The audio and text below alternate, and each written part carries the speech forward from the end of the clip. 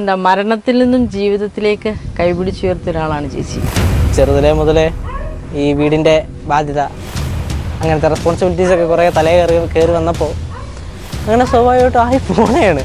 അതുകൊണ്ട് തന്നെ 1ാം സ്റ്റാൻഡേർഡ് മുതൽ സ്വന്തം കാശിന് പഠിക്കുന്ന ഒരാളാണ്. നമ്മളെ ഒരുപാട് പേര് എപ്പോഴും താഴ്ന്ന് കാണാൻ ആഗ്രഹിക്കുന്നവരുണ്ട്. പക്ഷെ അവരുടെ മുമ്പിൽ ജീവിച്ച് കാണിക്കുന്നതാണ് നമ്മുടെ ഒരു വിൽ പവർ എന്ന് പറയുന്നത്. എന്ന് പറഞ്ഞാൽ എൻ്റെ അമ്മയെ ഞാൻ ഒരു അയൺ ലേഡി ആയിട്ടാണ് കാണുന്നത്. എത്ര തകർന്നു പോയാലും പിന്നെ നമ്മളിങ്ങനെ പൊത്തൊക്കെ വരിക എന്നൊക്കെ പറയില്ല, അതേപോലെ ഫീനിക്സ് പറവ ആ സെറ്റപ്പാണ് അമ്മ. ഞാനിപ്പോൾ പുതിയതായിട്ടൊരു കാർ എടുത്തായിരുന്നു.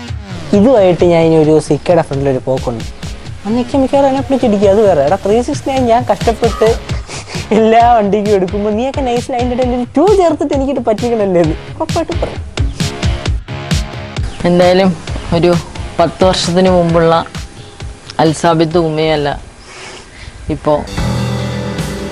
അപ്പോൾ അതായത് ഞങ്ങളുടെ വീട് കഴിഞ്ഞു പോകുന്നു, ഞാൻ, എൻ്റെ ഉമ്മ, എൻ്റെ മകൻ, ഞങ്ങൾ കഴിഞ്ഞുകൂടി പോകുന്നത്, അല്ലെങ്കിൽ ഞങ്ങളുടെ വീടിൻ്റെ നാഥൻ കേശു, ഈ വീടിൻ്റെ നാഥൻ എന്ന് പറയുന്ന പോലെ തന്നെയാണ് എൻ്റെ അൽസാബിത്താണ് ഞങ്ങളുടെ കിളിക്കൂട് എന്ന വീടിൻ്റെ നാഥൻ.